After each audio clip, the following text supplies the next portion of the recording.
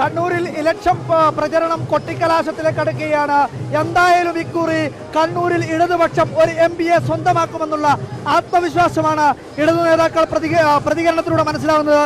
ജയരാജേട്ട, വലിയ ആവേശമാണ്. വലിയ ആവേശം എന്ന് പറഞ്ഞാൽ വലിയ ആവേശം. എന്താ തോന്നുന്നത്? LDF ജയിക്കും. അതിനുള്ള ഒരു ആവേശമാണ് പ്രവർത്തകരിലും ജനങ്ങളിലും.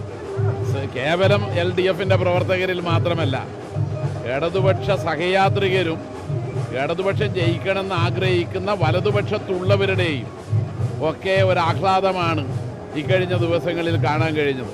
അവസാന ഘട്ടമാവുമ്പോഴേക്കും ആ ഒരു പ്രതികരണം LDF ജയിച്ചു കഴിഞ്ഞു എന്ന മട്ടിലുള്ള പ്രതികരണമായി മാറുകയാണ് ചെയ്തത്. പ്രായഭേദമന്യുള്ള ആൾക്കാർ ഈ കൊട്ടിക്കലാശത്തിൽ പങ്കെടുക്കുന്നുണ്ട്.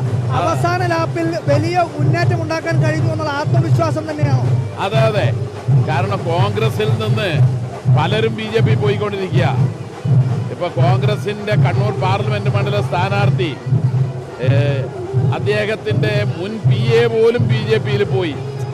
അപ്പൊ അതെല്ലാം യഥാർത്ഥത്തിൽ ഒരു വിശ്വാസ്യതയില്ലാത്ത ഒരു പാർട്ടിയാണ് കോൺഗ്രസ് എന്ന തോന്നൽ പൊതുവിൽ ഉണ്ടാക്കിയത്. ഒരുറപ്പ് നൽകാനുള്ളത് കണ്ണൂരിലെ ജനങ്ങൾക്ക് മതേതരത്വം സംരക്ഷിക്കുന്നതിന് വേണ്ടി BJPയിൽ പോകാത്ത ഒരു MPയെ സ്വന്തമാക്കും, അല്ലെങ്കിൽ MP ജയരാജൻ അടിയുറച്ച് ഇടതുപക്ഷത്തിന് വേണ്ടി ഉണ്ടാകുമെന്നുള്ള ഒരു ഉറപ്പ്. ജനങ്ങൾക്ക് ആകെ എന്നിൽ അർപ്പിക്കാൻ കഴിയുന്ന വിശ്വാസം, ഞാൻ കാലുമാറൂല.